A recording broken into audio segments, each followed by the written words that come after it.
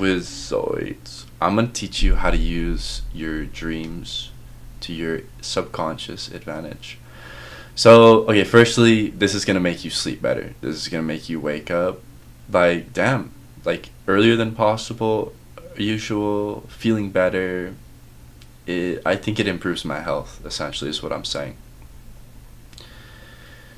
Better sleep quality, you can manipulate your subconscious. So, like, let's say you want to wake up literally more confident, you can just do that.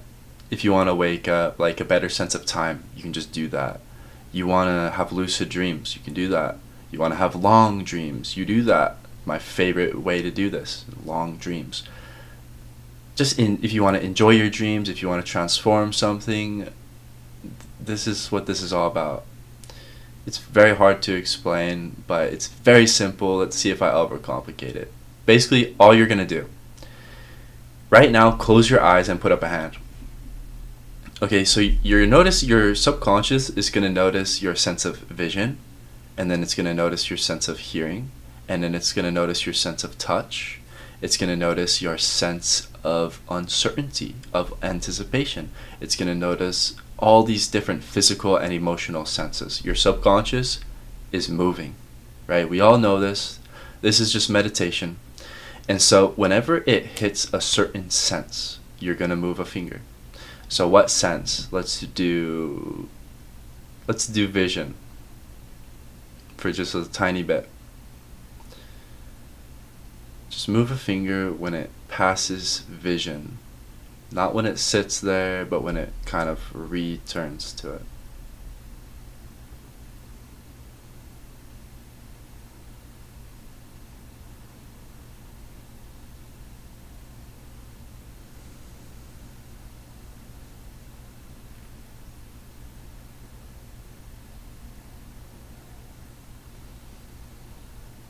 Okay, so you'll notice that it kind of wants to stay there. You don't really have to try and focus on your vision, right? That's not what I'm asking you to do. I'm not saying focus on your vision and move a finger when you succeed. I'm saying do nothing except move a finger when your subconscious does something on its own. Next thing, you can just do it with like an emotion. Okay, your sense of confidence, same thing.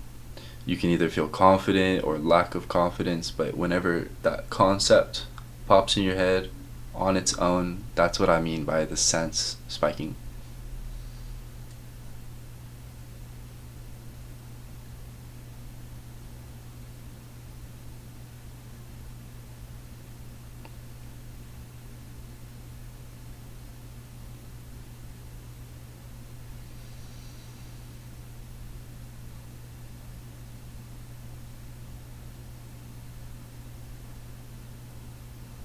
Okay, so I'm just mostly getting different forms of my confidence. I can feel it in temperature, I can feel it in my posture, it's like meaningful, but it's hard to explain.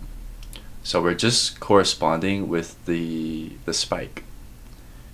And all that's doing is kind of binding our subconscious to these things. It's kind of like getting you to subconsciously do something on accident, on purpose. And the way you do that, let's say you want to succeed more on accident, just reward yourself next time you feel like you're doing that. Next time it happens on accident, like associate something with it consistently. That's all we're doing. So we're doing that. You're choosing a sense, and that's basically the whole technique, and it does everything I told you. If you focus on your sense of time, you're gonna have some long dreams. Long dreams. You're gonna have memorable dreams. Like, I could just rant about how cool this is, how fun this is, how helpful this is, how grateful I am for this and what it does for my life. I wanna specify, the way I do this now is I just put my hands together. And this way, when I count, I can just be falling asleep, and my hands will stay exactly as I left them, because it's like a comfortable, lasting position. It doesn't take effort. So any effort that you feel in this practice is not wanted. This is actually like, if you try this at all, you're failing. You have to realize what I'm trying to teach you to do is just say yes.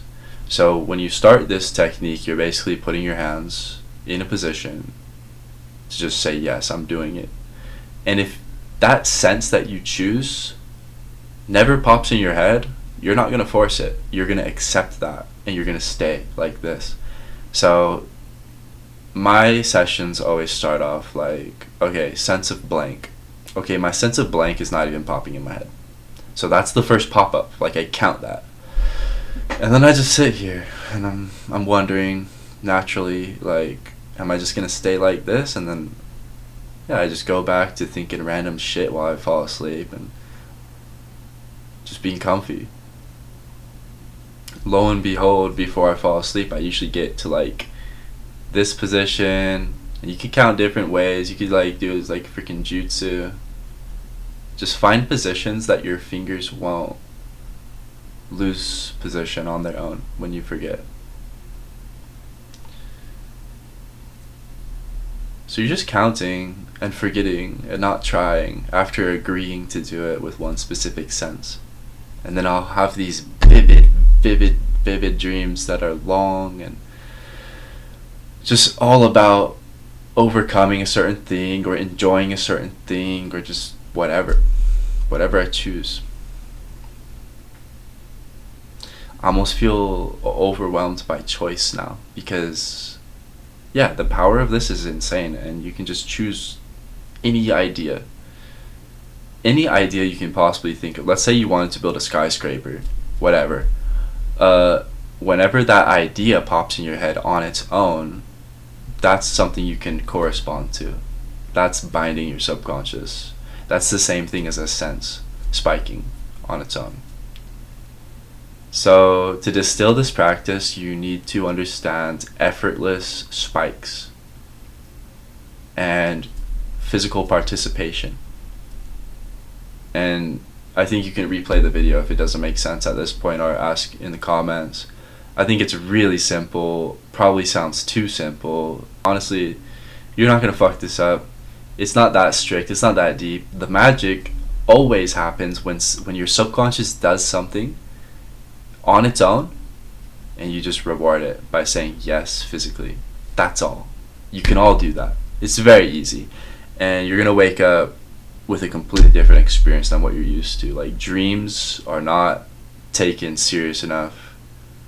It is an infinite potential in our dreams. So enjoy. I don't know, dude. Let me know if you try this. Let me know if this is confusing. I'll be here for both. Love you.